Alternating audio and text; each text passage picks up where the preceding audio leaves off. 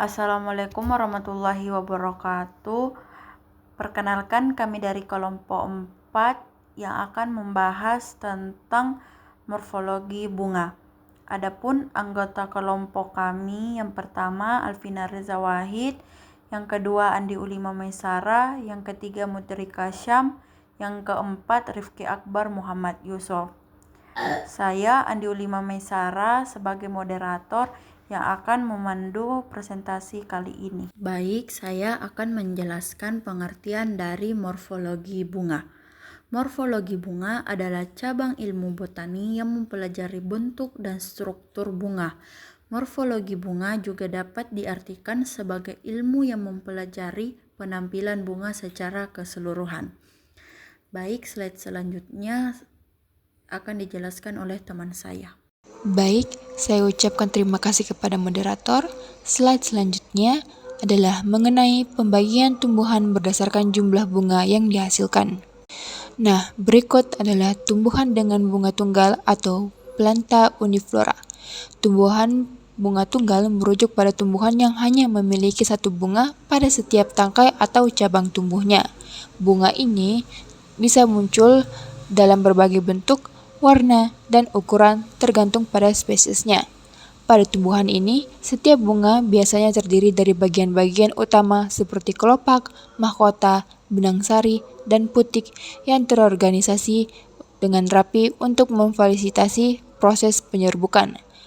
Bunga tunggal umumnya tumbuh di ujung batang atau cabang dan tidak membentuk rangkaian bunga seperti pada tumbuhan berbunga majemuk. Karakteristik ini sangat penting dalam klasifikasi tumbuhan dan mempengaruhi cara tumbuhan tersebut berkembang biak. Seperti contoh, tanaman seperti bunga mawar atau tulip termaksud dalam kategori bunga tunggal. Berikut adalah ciri-ciri bunga tunggal, yaitu setiap kuncup bunga berkembang menjadi satu bunga. Ini adalah ciri yang paling khas. Tidak ada percabangan pada tangkai bunga, sehingga setiap tangkai hanya mendukung satu bunga. Biasanya bunga lebih besar dan mencolok ataupun bentuk bunga beragam. Pada tumbuhan ini dapat memiliki berbagai macam ukuran, warna, dan bentuk tergantung pada jenis tumbuhan itu sendiri. Selanjutnya ada tumbuhan dengan bunga majemuk atau planta multiflora. Tumbuhan bunga majemuk adalah tumbuhan yang memiliki banyak bunga yang terletak pada satu tangkai atau poros yang sama, sehingga membentuk suatu rangkaian atau kelompok bunga. Sekelompok kuntum bunga yang terangkai pada satu ibu tangkai bunga atau pada susunan tangkai-tangkai bunga yang lebih kompleks. Setiap bunga dalam rangkaian tersebut bisa memiliki struktur yang lebih kecil, tetapi bersama-sama membentuk satu kesatuan yang terlihat seperti satu bunga besar. Tumbuhan ini biasanya memiliki inflorensia, yaitu struktur bunga yang terdiri dari beberapa bunga kecil yang terorganisir dengan rapih di atas tangkai yang sama. Dapat bervariasi dalam pola, kerapatan, dan posisi bunga pada tangkai, yang dikenal sebagai filokstasi.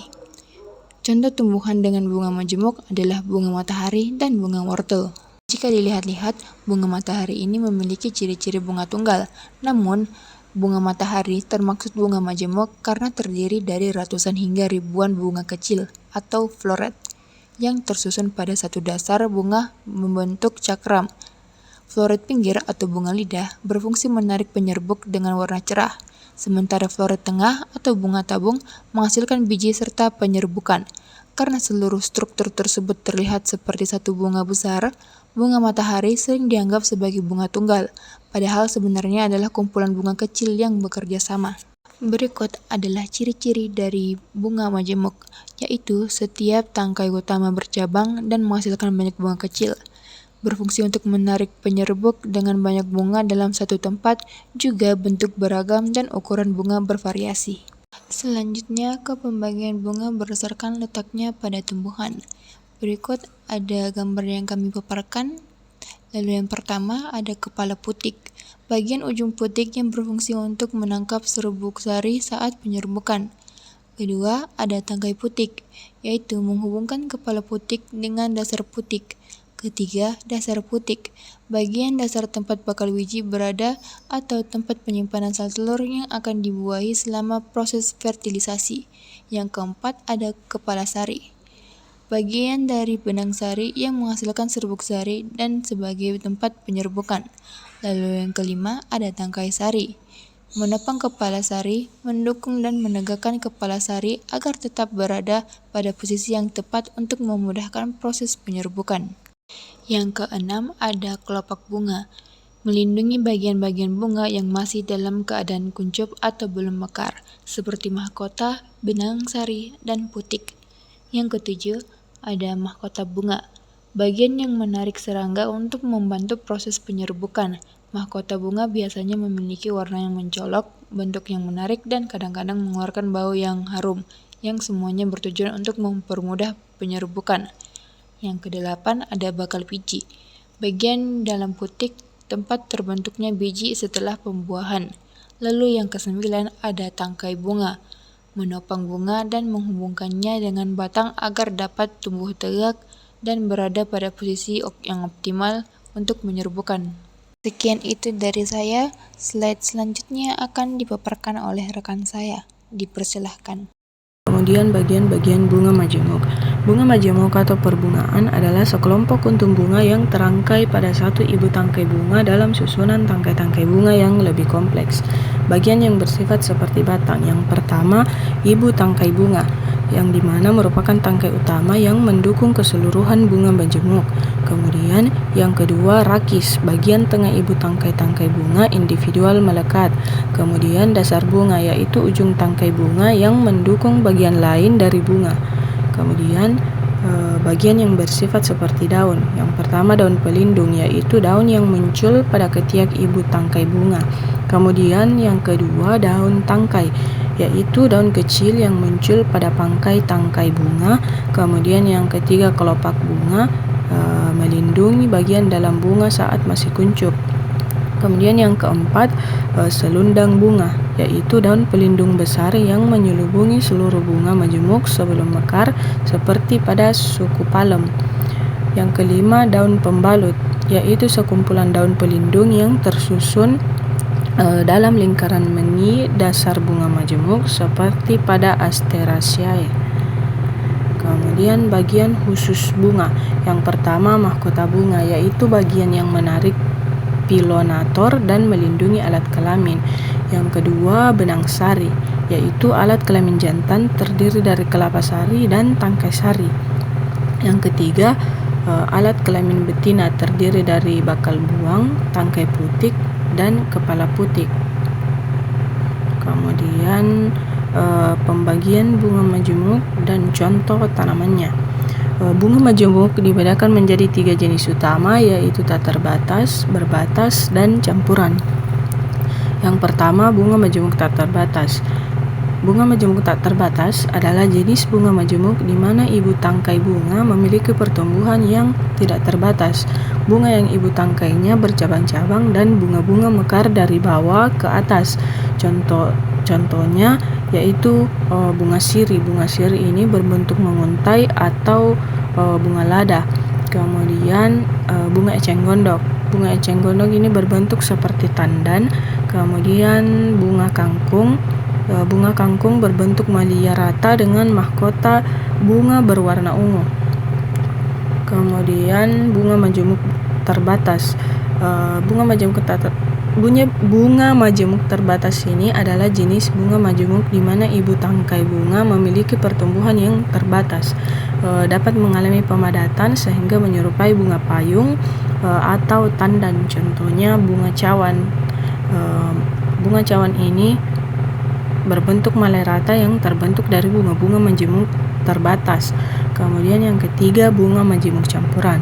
Bunga majemuk campuran ini merupakan bunga majemuk yang memperlihatkan baik sifat-sifat bunga majemuk berbatas maupun sifat bunga majemuk tak terbatas. Contohnya bunga soka.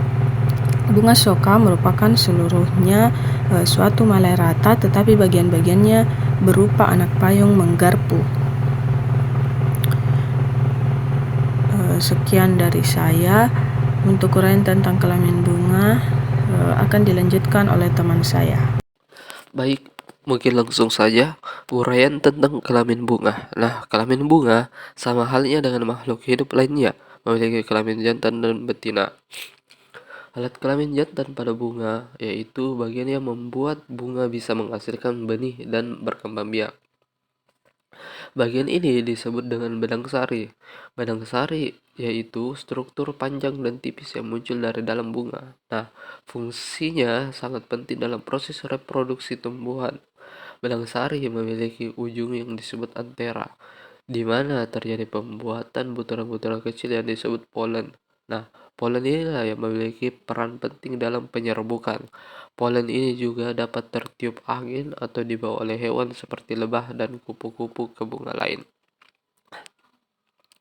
Adapun fungsi dari benang sari yaitu pertama, merupakan sel kelamin jantan pada bunga. Serbuk sari ini akan digunakan dalam proses penyerbukan, yaitu transfer serbuk sari ke putik untuk pembuahan. Nah, yang kedua, serangga, burung, atau serangga lainnya yang akan membantu dalam proses penyerbukan. Serbuk sari yang melekat pada serangga atau burung akan dibawa ke putik bunga lain sehingga terjadi penyerbukan silang yang penting untuk keragaman genetik tumbuhan itu sendiri. Nah, yang terakhir ada alat perkembangbiakan atau reproduksi jantan pada tumbuhan dengan menghasilkan serbuk sari. Benang sari memastikan bahwa tumbuhan dapat menghasilkan keturunan baru melalui proses pembuahan. Untuk alat kelamin betina, yaitu alat kelamin betina adalah putik. Putik terletak di tengah bunga dan terdiri dari beberapa bagian yaitu kepala putik atau stigma, tangkai putik, stilus, dan bakal buah yang biasa disebut ovarium. Nah, fungsi utama alat kelamin betina yaitu menyempurnakan proses reproduksi tumbuhan kepada putik, berfungsi sebagai tempat melekatnya serbuk sari yang jatuh di bunga. Sedangkan tangkai putik menghubungkan kepala putik dengan bakal buah. Nah, bakal buah itu sendiri berperan dalam pembentukan buah dan mengandung bakal biji atau ovula. Putik juga melindungi sel telur atau ovum yang ada di dalam bakal buah. Dengan adanya putik, bunga dapat menerima serbuk sari yang dibawa oleh serangga atau hewan lainnya dan mengarahkannya ke dalam bakal buah untuk pembuahan. Baik, mungkin itu saja, saya kembalikan ke moderator. Nah, itulah tadi materi yang telah disampaikan oleh kelompok saya. Sekian dan terima kasih. Semoga materi ini sangat bermanfaat bagi kita semua. Assalamualaikum warahmatullahi wabarakatuh.